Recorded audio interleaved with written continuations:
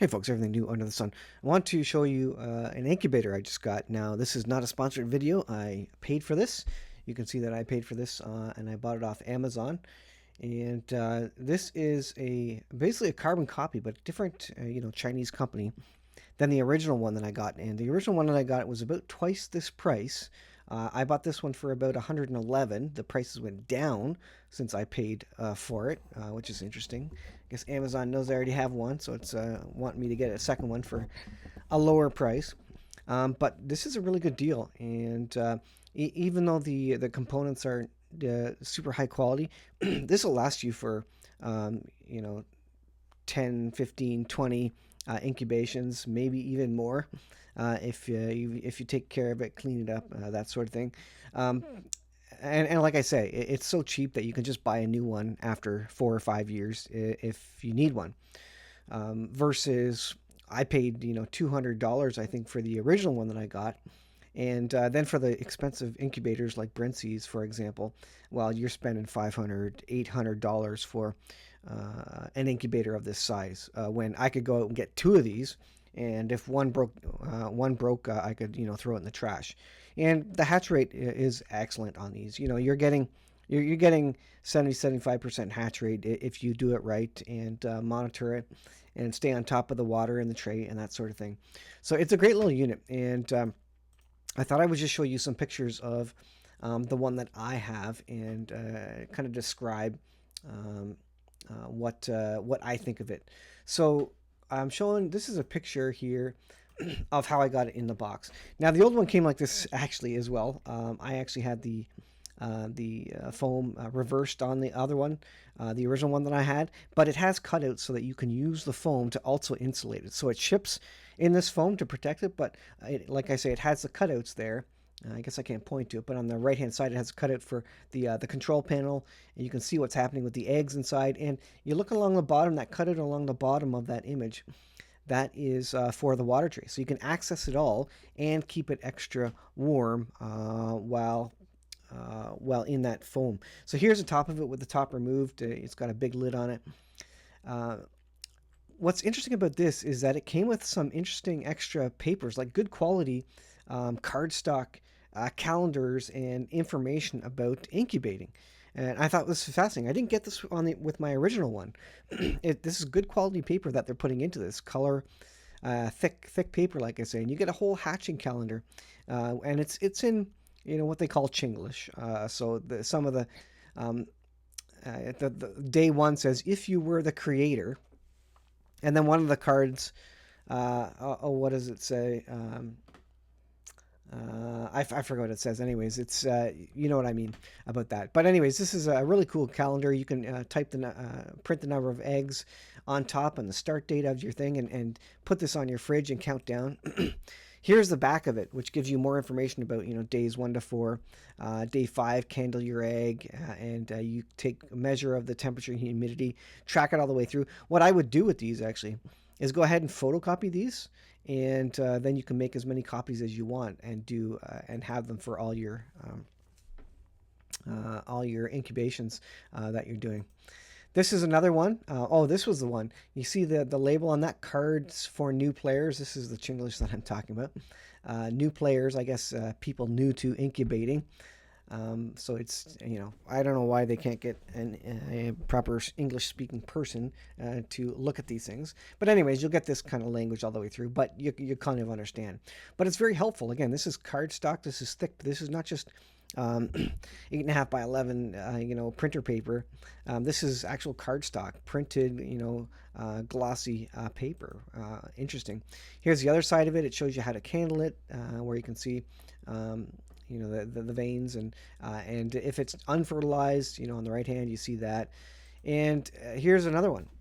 This is another, again, a cardstock 8.5 by 11 size, but cardstock, matte, whatever finish on it, and it shows you all the iterations of the egg through all the days. I didn't get any of this in the incubator that I originally got, so it's quite nice what they add in there for you. Now it's exactly like the prior one that I had. If you've seen the videos, I have had some old videos about it, but it's basically exactly the same as this exact same tray. So you have this big tray in the center of it, which has the yellow tray. And the left hand side of the yellow tray, you see that slot about midway up the side of it, and that's for the automatic egg turning. You got a motor on the one side of it that turns and moves that tray back and forth in that space, and that's what actually turns the eggs. And I didn't get a photo of the eggs in it. Here is a picture of the manual. It's not bad. It's basic black and white. Again with the Chinglish, so some of the words you kind of got to translate yourself and kind of understand what they're talking about. But the display of the temperature and the days hatching and the humidity are a bit different. I guess an upgraded version of what I had originally. Here's a close-up of that display. It's got a candler. That's what the flashlight button is there. LED on there. And there's more information, so you don't got to pull out the manual. You can see what the buttons do right on the face of it. So very, very nice. It's nice design. To be absolutely honest, these are well made for the price that you get versus your Brintsy. Now your Brintsies and the higher quality ones, yeah, they're going to last 15, 20 years. But you're paying 6, 7, 8, 9, $100, even $1,000 for some of these larger Brintsy incubators. If you buy one of these every 4 years for $100, well, you're doing pretty well, I would think. And these are cheap enough that if you break them or something, or it fails, you're not disheartened. You can go and grab another one. But what I will say is that with World War III, all the things we've talked about, the bird flu happening, and they're culling a lot of chickens. And with the supply chains, which are probably going to be cut, now is the time to get these sorts of things from China, from the China supply line, because these things are absolutely manufactured in China. And once they start sanctioning the United States, cutting off those supply chains, if World War III starts, that stops, you won't be able to get these. So, it may even make sense, honestly, to get 2 of these. And you have a backup, or you have one for parts. Or maybe you want to double your number of eggs that you're incubating, and you can get both these going at the same time. Or you can kind of stagger your hatches. You get this one going on the first of the month, you get the next one going, whatever it is, 10 days later, and you stagger your hatches so you can keep going. What you can do with these as well is that you can put on Facebook Marketplace or Kijiji or Craigslist, that sort of thing, and you can tell people, look, you pay me $20 and I'll hatch your eggs for you, or something like that, right? So you can make a little bit of money off this and have it pay for itself. And I've done that. I've sold chicks this way as well. 36 is a good number. Anything less than that, it's because you're only getting maybe 3/4 or 50% hatch rate. If you've only got an incubator that has 6 or 10 spaces in it, well, you don't get that many chicks each time, right? And you're talking, $5 a chick, Canadian. I don't know what the going rate is in the United States, but you're not making a ton each batch, and you're waiting 21 days for each of those batches to go through. So that's why you want that larger incubator. I think it makes a lot of sense. So this is the bottom with the water tray pulled out. Of course, on day 1 to 4, you fill up the center area there, and then 5 to 8 or whatever it is, you fill up all 3 center ones, the center one and the two right beside it. And then for the last week or so, you fill the whole tray up with water, and that basically is a simple way to kind of govern the amount of humidity. So again, here's a look at the top of it. Here's a look at it. This has got eggs in it. You can see a corner of the egg in the center hole there of the styrofoam. And then on the left hole, you can see a bit of condensation because, in where the styrofoam isn't covering it, it condenses in that specific spot with the humidity. One downside is that the screen is hard to see. If you can't kind of look directly over it and straight down at the display there, it's hard to see. It's an LCD display, and it just looks like 8s, and that's exactly what you see there. Whereas if you kind of get over top of it, then you can start making out what it's actually saying. So 98 degrees Fahrenheit. Now this one doesn't have Celsius. For you Americans, you don't care, but for Canadians, I haven't found a way to switch it to Celsius from Fahrenheit. Maybe there's a way. The original unit I got did have Celsius. I think it came with Celsius. So this might be an incubator made for an American market. It doesn't matter. The manual tells you in Celsius and Fahrenheit what you need, which is 100 degrees Fahrenheit or 37.5 or 37.6 Celsius for the temperature, basically all the way through the hatch. And then it's got the day counter, which is nice, so you can count up to 21 days, and then the humidity there.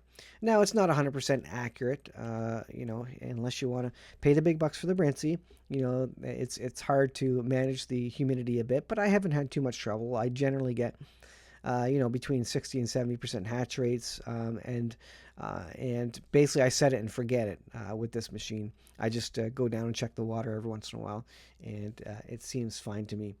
So I will say, again, with all the culling, with all the fires that are happening at poultry places, and with the fact that, if the Great Depression 2.0 does come, and you lose your job, this is just one more way you can make money, either by selling chicks or incubating your own eggs for laying hens so that you can sell eggs, or you sell, meat birds, whatever it may be. These are handy to have because how many people do you know have incubators? Not many. Even the homesteaders, even not, there's not a lot of homesteaders that even have incubators, to be honest.